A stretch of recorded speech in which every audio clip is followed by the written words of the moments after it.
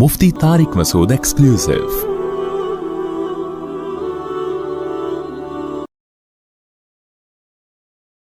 औलाद पाने के लिए रोज़े रखना। हमारी शादी को 2 साल हो गए हैं, हमारी औलाद नहीं है। मेरी अहलिया औलाद पाने की गरज से 1 साल से पीर और जुमेरात को रोज़ा रख रही है। क्या रोज़े में भूखा रहने की वजह से हमल ठहरने में कोई दुश्वारी हो सकती है? सुहेल साहब इंडिया से। देखिए, हमल का भूख से कोई ताल्लुक़ नहीं है। प्रेगनेंसी तो रोज़ा रख के भी हो सकती है। पीर और जुमेरात का रोज़ा तो वैसे ही सुन्नत अमल है, वो तो वैसे ही रखना चाहिए। और आपकी वाइफ़ की ये नीयत है कि शायद अल्लाह इसकी बरकत से औलाद दे दे, तो अल्लाह से उम्मीद भी की जा सकती है कि इबादत करके जो दुआ की जाती है वो ज़्यादा कबूल होती है। हज़रत ज़करिया अलैहिस्सलाम मेहराब में नमाज़ पढ़ रहे थे, फिर अल्लाह से दुआ मांगी कि रब्बी ला तज़रनी फ़र्दन व अंत खैरुल वारिसीन। ए अल्लाह, मुझे अकेला ना छोड़, मुझे औलाद चाहिए, तो बेहतरीन वारिस है। और सूरह मरियम में जो अल्लाह ने ज़िक्र किया, इज़ नादा रब्बहु निदाअन खफ़िया क़ाल रब्बी इन्नी वहनल अज़्मु मिन्नी वश्तअल अर्रअसु शैबन वलम अकुम बिदुआइका रब्बी शक़िया। कि अल्लाह, मेरी हड्डियाँ बोसीदा हो गई, बाल सफ़ेद हो गए, लेकिन मैं तुझसे अभी भी उम्मीदें लगा के बैठा हूँ। तो अल्लाह ने आपको बुढ़ापे में औलाद दी, तो इबादत करके दुआ मांगने में कबूलियत का इम्कान ज़्यादा होता है। बाकी ये कि हमारी दिल से दुआ है कि अल्लाह आपको नेक साले औलाद अता फ़रमाए। बड़ी आजमाइश है ये, हम जानते हैं। तो औलाद से तो घर में बड़ी बरकत होती है, रिज़्क़ में भी बरकत होती है और आँखों की ठंडक बनती है औलाद। दिल से दुआ है मेरी आपके लिए, दोनों के लिए, अल्लाह आपको नेक साले औलाद अता फ़रमाए। अच्छा, औलाद जो आजकल नहीं हो रही, आपके वाक़े से मैं इसको नहीं जोड़ रहा, एक जनरली एक बात बता रहा हूँ। औलाद ना होने की एक बड़ी वजह जो हमारे मुआशरे में ये है, देर से शादी। लड़कियों की जो उम्र है ना, वो जब थोड़ी सी उम्र ज़्यादा होती है तो उनमें हमल ठहरने के चांसेस कम हो जाते हैं। तो देर से शादियों का जो हमारे मुआशरे में एक रुझान है ना, कि पढ़ लें, पहले ये कर लें, फिर ये कर लें, फिर ये कर लें, तो जब शादी होती है तो वो फिर जो है ना, हमल ठहरने के चांसेस कम हो जाते हैं। एक वजह ये है। दूसरी वजह ये है कि हमारे यहाँ बहुत दफ़ा ऐसे होता है कि जब शादी होती है तो मियाँ बीवी कहते हैं कि अभी हमें औलाद नहीं चाहिए, तो हमल ठहरने की गोलियाँ खाना शुरू कर देते हैं या इंजेक्शन लगवा लेते हैं। इसके बहुत ख़तरनाक साइड इफ़ेक्ट होते हैं, इससे भी हमल ठहरने के चांसेस कम हो जाते हैं। बाज़ दफ़ा ये होता है कि मियाँ बीवी के एक बच्चा हो जाता है, वो इसमें इतना लंबा वक्फ़ा कर लेते हैं दूसरे बच्चे में, वो समझते हैं कि औलाद हमारे इख्तियार में, हम जब चाहेंगे 3-4 साल के बाद दोबारा पैदा होगा। लेकिन वो 3-4 साल के वक्फ़े की वजह से औरत को नुकसान होता है और वो हमल फिर दोबारा ठहरता ही नहीं है। तो ऐसे कई केसेस आए हैं। तो इसलिए, और ये भी एक बात बताऊं जो एक कैंसर के बहुत बड़े स्पेशलिस्ट ने बताई मुझे, यानी मैंने उनसे बराह रास्त सुनी है, कि जो देर से लड़कियों की शादियां हो रही हैं, ये ब्रेस्ट कैंसर का भी ज़रिया है। आजकल ख़वातीन में जो ब्रेस्ट कैंसर की बीमारी बहुत ख़तरनाक फैल चुकी है, उसकी एक वजह ये भी है कि देर से शादी। वजह उसकी है कि जो ब्रेस्ट है वो मैच्योर हो चुका होता है और उसमें फिर जो माएँ यानी उसमें जब दूध आता है तो उसकी जो सेल की जो टूट फूट होती है, उसकी वजह से डिस्टर्बेंस पैदा हो जाती है और वो कैंसर की तरफ ले जाती है। तो इसलिए मैं बार बार कहता हूँ, फितरत से मत लड़ो भाई, खुदा से लड़ाई मत करो, फितरत से मत लड़ो, अल्लाह से मत लड़ो, इस्लाम से मत लड़ो।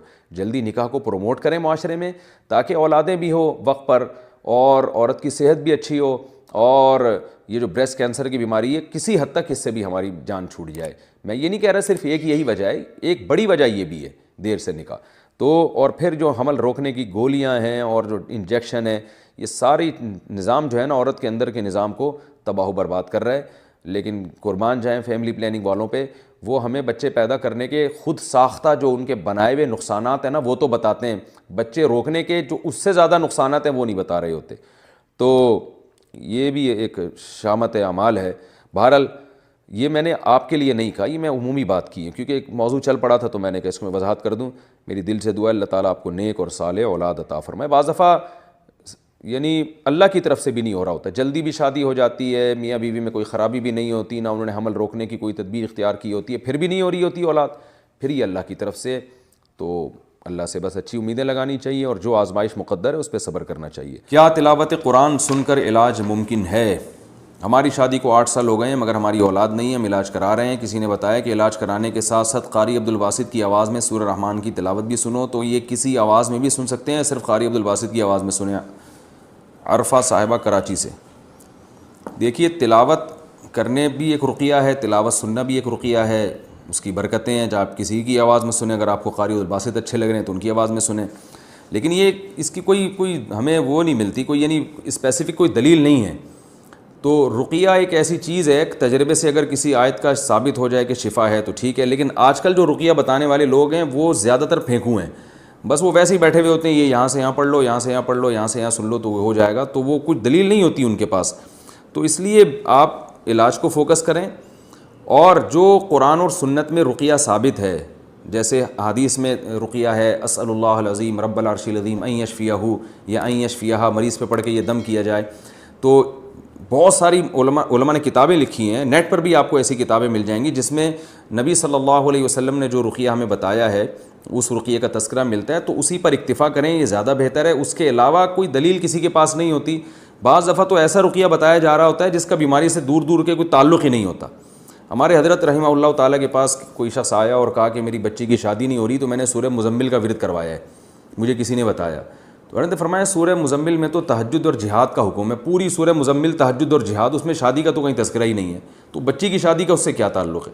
تو ایسے ہی لوگ بیٹھ کے بنا رہے ہیں، تو آپ انہی پر اکتفا کر لیں جو قرآن و سنت سے ثابت ہیں، تو بہتر ہے کہ یعنی اس سے انشاءاللہ آپ کو فائدہ ہوگا. سورہ فاتحہ کا رقیہ ہونا حدیث سے ثابت ہے، وہ پڑھ لیا کریں، یا اور جو دیگر روایات ہیں.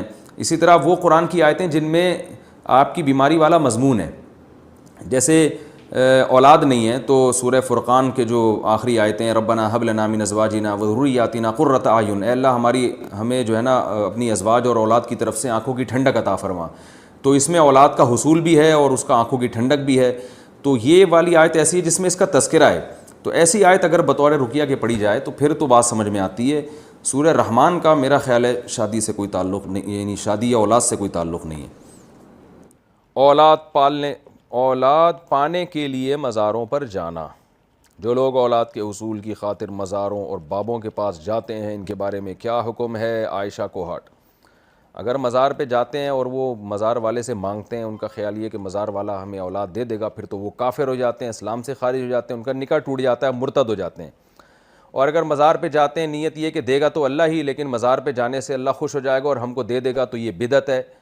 اور نبی صلی اللہ علیہ وسلم نے فرمایا ہر بدعت گمراہی ہے، کیونکہ ہمیں قرآن و سنت سے نہیں ملتا کہ اولاد مزاروں پہ جانے سے مل جاتی ہے. بے شک اللہ ہی دے لیکن نہیں ملتی. اللہ نے دعائیں مانگنے کے لیے مسجدیں بنائی ہیں، مزار نہیں بنائے. تو اس لیے اللہ سے مانگیں. زکریا علیہ السلام کو اولاد نہیں ملی، ساری زندگی اللہ سے مانگتے رہے، بالآخر اللہ نے دے دی. مزاروں پہ جانا حرام ہے، گناہ کبیرہ ہے. اور اگر یہ نیت ہے کہ اللہ نے اس بابے کو اختیار دیے ہوئے ہیں مجھے اولاد دینے کا، پھر تو کافر ہو جائیں گے، اسلام سے خارج ہو جائیں گے. ایسے شخص کو مسلمانوں کے قبرستان میں دفن کرنا جائز نہیں. اگر حج کیا ہے تو وہ حج باطل ہو جائے گا اور نکاح بھی ختم ہو جائے گا.